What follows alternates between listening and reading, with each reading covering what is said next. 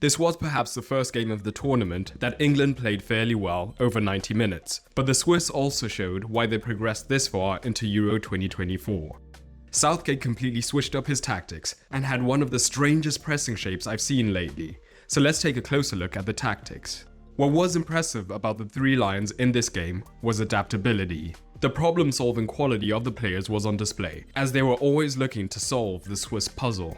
Goal kick situations were when Switzerland looked most comfortable pressing, with Mbolo and Ryder pressing the centre-backs, whilst the pivots would look to back this up. And with Rice often showing as the deeper of the two pivots, dragging his man higher up the pitch, it created a pocket of room in this region. And now England had the opportunity to play over the press, particularly into Bellingham, because of the increased vertical room that Rice created by dropping deeper, but also the fact that he is much more physical than Foden. So when the ball came over the top aerially, he was much more likely to be able to hold off his man if the centre-back looked to back up the press.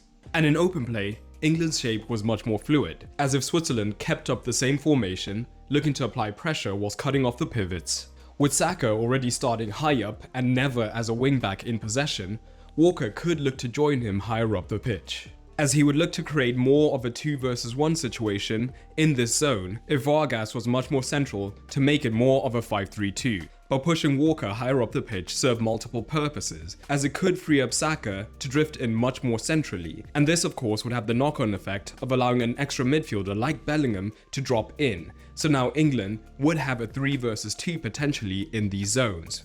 And it was vital for England that in possession, Saka and Trippier always operated as high up the pitch as they could, and Trippier was actually often the highest position player for England, and that would push the Swiss wingback much deeper, creating a lot of room in this zone, particularly if Switzerland's pivots were still tied up. So if Ryder was still high up the pitch pressing, we saw, particularly early on, Bellingham receiving in loads of space out in this region and looking to use his ball carrying ability to move up the pitch. But they faced the same problem they have the entire tournament down this left-hand side, being that Trippier is right-footed. So whether it was him getting on the ball on the outside, or Bellingham when he managed to take on his man, both men would either end up cutting back in onto their stronger foot, which would slow down the play, or end up crossing on their weaker foot, which would be less effective.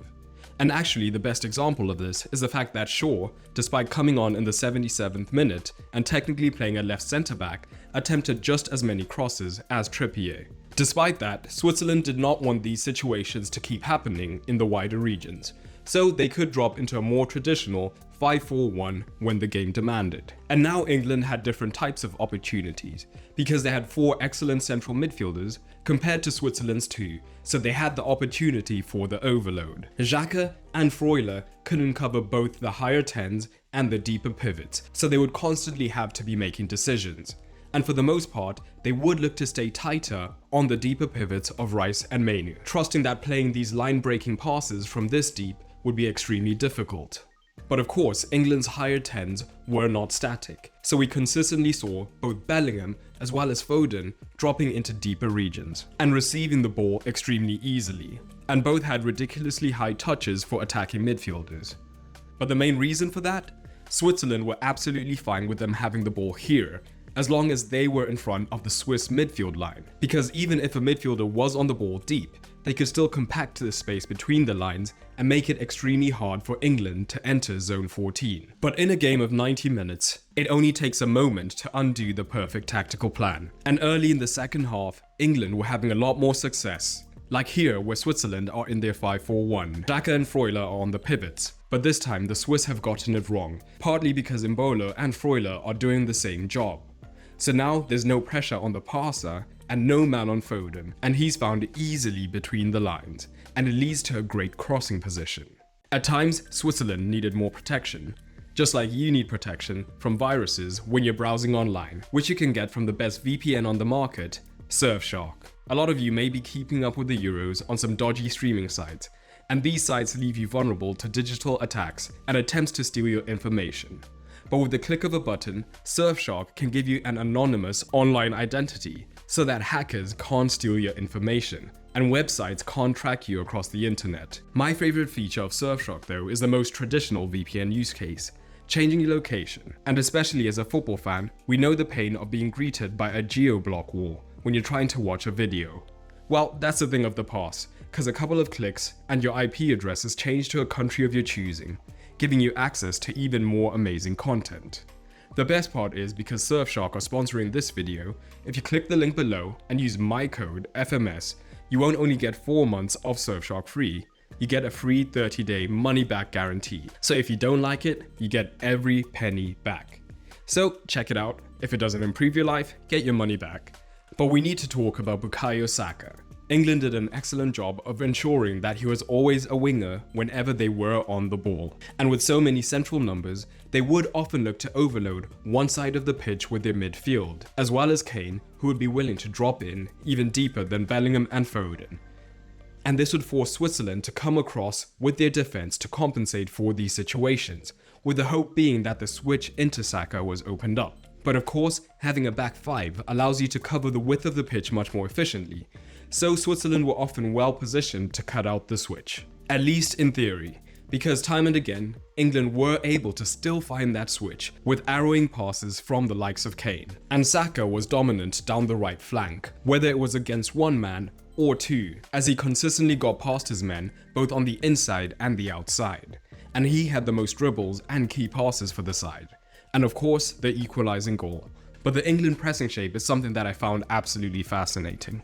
Much like England, Switzerland could switch to more of a back four when they were on the ball, and where theoretically England could be lined up in a 5-4-1, in reality both Foden and Bellingham often found themselves in advance of Kane, looking to apply as much pressure as they could on the centre backs, while Kane would be looking to tie up whichever pivot came deeper. And if the second man was in support for Switzerland, Mainu would then advance from deeper on the pitch.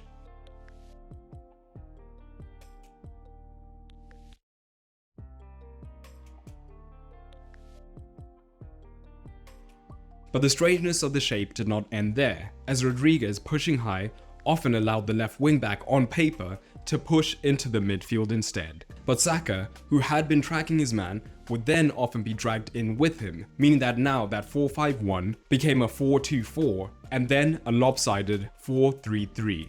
But England's press was actually incredibly effective at times, and we did see Switzerland, who were obsessed with playing out from the back, make a couple of errors that could have led to devastating consequences. And their goal of cutting out the central regions for Switzerland was actually met for the most part, as they struggled to play through the pivots. But Jan Sommer was also extremely involved in the possession phases, and he was vital in getting around this England press at times, as he could push higher up to get on the ball, and this would free up Fabian Schär to move wider as a right wing back.